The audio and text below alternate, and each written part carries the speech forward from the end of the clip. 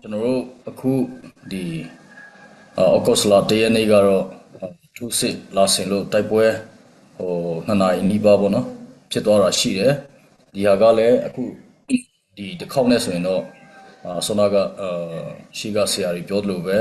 ၃ချိန်မြောက်ကျူးကျော်ထိုးစစ်ဆင်လာတာဖြစ်တယ်ဒီထဲမှာကျွန်တော်တို့အခုတိုက်ပွဲက CNA နဲ့ပဲပြောလို့ရပါတယ်သူတို့နဲ့က20ကျော်တိုက်ပွဲပေါင်းဖြစ်နေပါပြီဆိုတော့ဒါကလည်းကိုနေမီမှာမရာနေမီမှာတိုက်ပွဲဖြစ်နေတယ်ဆိုတော့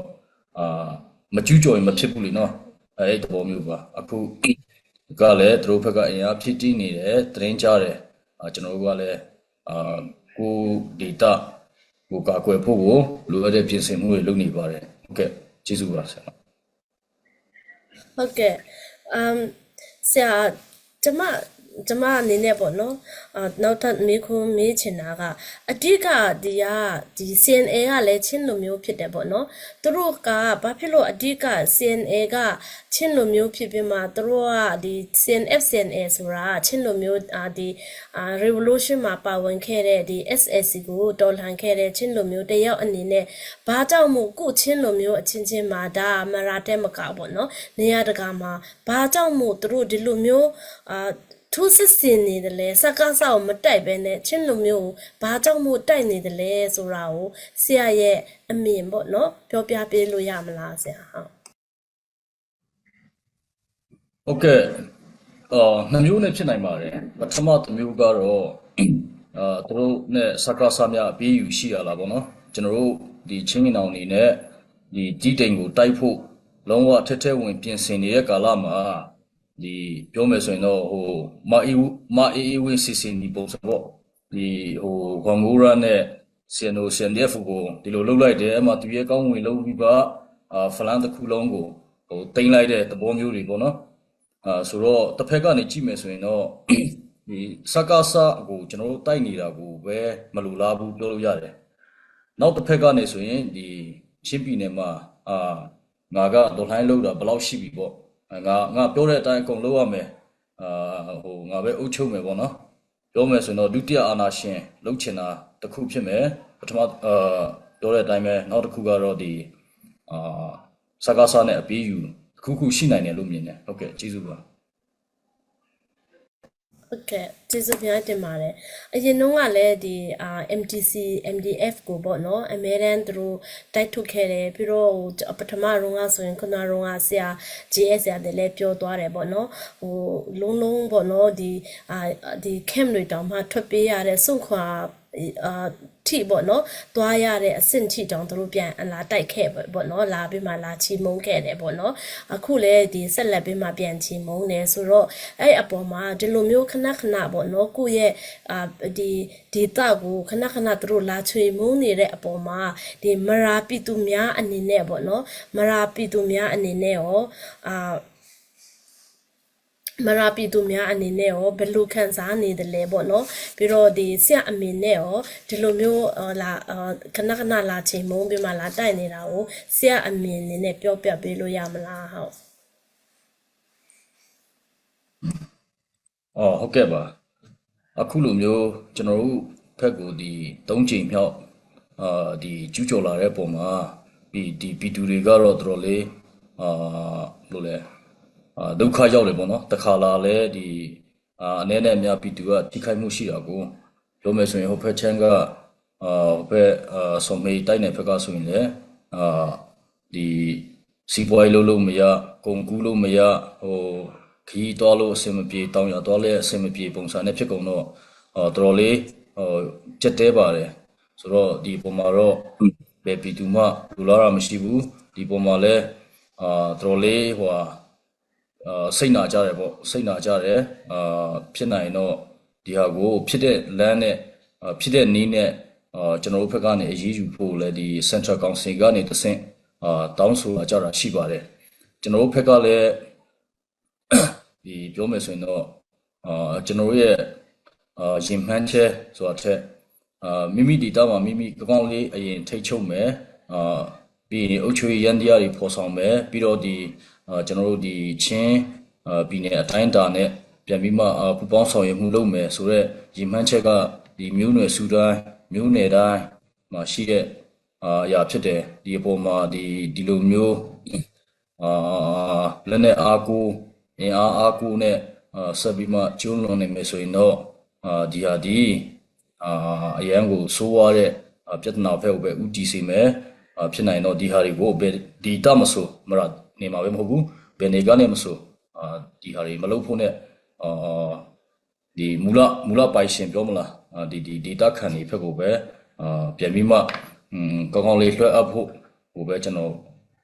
ပြောချင်ပါတယ်ဟုတ်ကဲ့ကျေးဇူးပါနောက်ထပ်ပေါ့နော်ခုနကတော့ကျမတို့ပြောသလိုပေါ့နော်ဟိုဒီမရာစင်အေက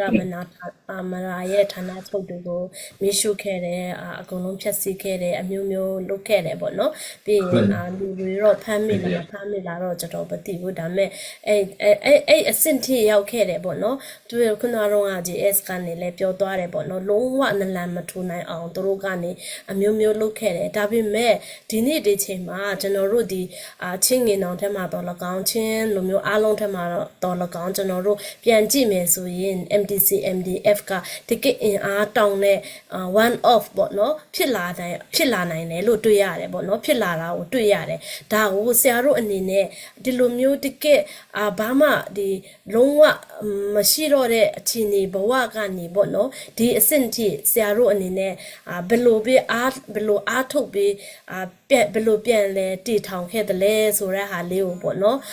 တီလို့ရတဲ့အဆင့်ထိလောက်ပေါ့နော်ကျွန်တော်တို့ပြည်သူတွေရဲ့ဒေါ်လာပြည်သူတွေရဲ့တီလို့ရတဲ့အဆင့်ထိလောက်ပြောပြလို့ရမလားလို့ဟုတ်ကျွန်တော်တို့လည်းခွန်အားယူလို့ရအောင်ပေါ့နော်ဟုတ်ကဲ့ပါကျွန်တော်တို့ဆွမ်းတော့ပြောသလိုကျွန်တော်တို့ဌာနခွဲတစ်ခုကိုပေါ့နော်ဌာနချုပ်တော့မဟုတ်ပါဘူးဌာနခွဲတစ်ခုကိုသူတို့တိုက်ခိုက်တိတ်ပိုက်ပြီးမှမီးရှို့လိုက်ပါတယ်ပြီးတော့ကျွန်တော်တို့ကိုဒီအမီးဖြတ်ချိန်မှုဖို့ဆိုပြီးမှဒီတောက်လျှောက်ကိုထိုးစစ်ဆင်လာတာပေါ့နော်ပြီးတော့ဒီကြေးရွာတွေမှာလည်းဒီ MDF ကိုထောက်ခံရင်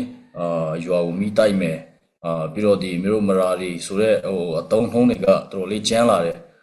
အဲ့ချိန်မှာကျွန်တော်တို့ရလိုက်တာအင်အားတစ်ခုလို့ရလိုက်တာကကျွန်တော်တို့မရာတွေကအင်အားမရှိဘူးဆိုရင်ဒီပုံစံနဲ့ပဲသူတို့ကြိုက်တယ်လို့ပြောမယ်မျိုးမရာတွေဒါလုပ်မယ်မျိုးဒါမလုပ်ရင်ဒါလုပ်မယ်ပုံစံနဲ့ပဲတော်တော်လေးအခြေချောက်ခံခဲ့ရတာကိုဆိုတော့အဲ့ပုံစံနဲ့ကျွန်တော်တို့စီကိုဒီပြောမယ်ဆိုရင်တော့တော်လန်းကနေပဲဖြစ်ဘယ်လန်းကနေပဲဖြစ်ဝင်လာမှပူပေါင်းလာကြတဲ့သဘောပါပြောမယ်ဆိုရင်တော့ကျွန်တော်တို့ကမရာပီတူတရက်လုံးကနေတခဲနဲ့ထောက်ခံအပ်ပြီးမှဖွဲ့စည်းထားတဲ့အဖွဲ့အစည်းဖြစ်တဲ့အတွက်ကြောင့်မလို့ဒီ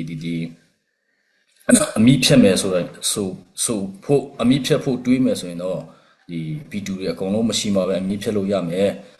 ကျွန်တော်တို့ကဒီထပ်ပြီးမှကျူးကျော်လာလေကိုအင်အားပူတောင်းလာလေရှိလာလေဖြစ်သွားမယ်ဖြစ်လေပူကြွလေ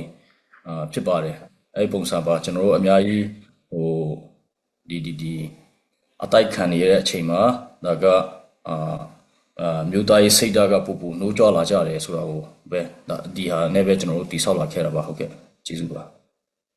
ဟုတ်ကဲ့ဟုတ်အခုလိုပေါ့နော်အခုလိုဒီလူမျိုးပြန်လဲတူထောင်နိုင်နေဆိုတာတကယ်အမတန်မှမရာခေါင်းဆောင်တွေကိုအရန်ချီချိုးတယ်လေးစားတယ် full respect ပေါ့နော်ကျွန်တော်respect ပေါ့နော် fully respect ဖြစ်တယ်ဆိုတာကိုလည်းပြောချင်ပါတယ်ပြီးတော့နောက်ဆုံးမိခွန်းအနေနဲ့ကျွန်မကပြောချင်တယ်ဆိုတော့မမေ့ချင်တယ်ဆိုတော့အခုဒီနောက်ဆုံးအနေနဲ့ပေါ့နော်ဒီမရာပီတူတွေနဲ့ပေါ့နော်ဒီအခုလိုမျိုးမရာပီတူမှာခဏတိုက်ပွဲဖြစ်ရတယ်ခဏအလုံးအလှငုတ်ဝင်တိုက်ခံရတယ်ပေါ့နော်အဲဆိုတော့ပြည်သူတွေကခဏခံနေရတယ်ပေါ့နော်အဲဆိုတော့ဒီကျွန်တော်တို့ရဲ့ CB supporter တွေကပေါ်ပေါ်မှာရှိတဲ့ CB supporter တွေတော့၎င်းဒီမရာပြည်သူတွေတော့၎င်းဆက်အနေနဲ့ဗာပြောချင်တာရှိလဲဘာမှချင်တာလည်းရှိလဲဗာပြောချင်တာလည်းရှိလဲဆိုတော့နောက်ဆုံးအနေနဲ့နေချင်ပါတယ်ရှင်ဟုတ်ကဲ့ပါကျွန်တော်တို့ဒီ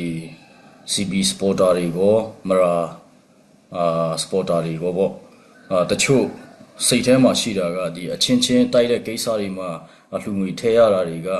ပေါ့ဒီအလဟာတာလိုမျိုးနဲ့ပြောကြတယ်အားမပြီးတင်ဘူးမထောက်ပံ့တင်ဘူးဆိုတော့ idea နဲ့ရှိကြတယ် သူတို့ဘက်ကဟို CNA ဘက်က CDF မရာဘက်ကကြည့်မယ်ဆိုရင်သူတို့အဓိကထောက်ပံ့နေတဲ့လူတွေကဒီအတင်းတော်လူကြီးတွေမဟုတ်ဘူးအတင်းတော်တွေနော် CBC USA တို့အကုန်လုံးကြည့်မယ်ဆိုရင်ဒီအတင်းတော်ကနေဒီလောက်လည်းနဲ့ခဲရဝယ်ဖို့စန္ဒရိခဝယ်ဖို့လုပ်နေတဲ့အချိန်မှာအတင်းတော်မှာဟိုတင်းထောက်ကလေးsorry တင်းထောက်တို့ဗာလဲဒီအတင်းလူကြီးတို့လောက်တာနဲ့ဒီဟာထောက်ပံ့တာကဟိုငရဲမကြသွားတော့ပါဘူးဘာဖြစ်လို့လဲဆိုတော့ကျွန်တော်တို့ကဒီမှာငိန်နေမယ်ဟိုဘက်ကဒီအတင်းတော်တစ်ခုလုံးကနေဟိုစပေါ်နေတဲ့အတိုင်းတာမှာကျွန်တော်တို့ကဒီပုံမှာအားနည်းမှုတွေရှိပါတယ်စပေါ်တာတွေဘက်ကနေလဲပြီးတော့ကျွန်တော်တို့ကတစ်ဖက်ကနေဆိုရင်ဟိုလို့လဲ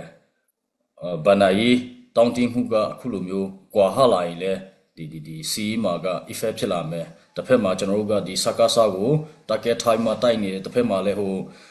ဂျေရုဆလင်မျိုးဒီဆောင်းနေတုံးကလို့ပေါ့နော်တစ်ဖက်ကနေရန်ပြူကာကွယ်တစ်ဖက်ကနေဟိုဒီဆောင်းရေးလုပ်ငန်းတွေလုပ်ပုံစံနဲ့ဖြစ်နေတဲ့အတွက်ပို့ပြီးမှအာယူပြီးမှကျွန်တော်တို့ဒီ CB ကိုမိခင်အဖွဲ့အစည်းတွေကိုပို့ပြီးမှထောက်ပံ့ဖို့ပို့လို့တဲ့အကြောင်းကိုကျွန်တော်ပြောကြားချင်ပါတယ်ကျေးဇူးပါဟုတ်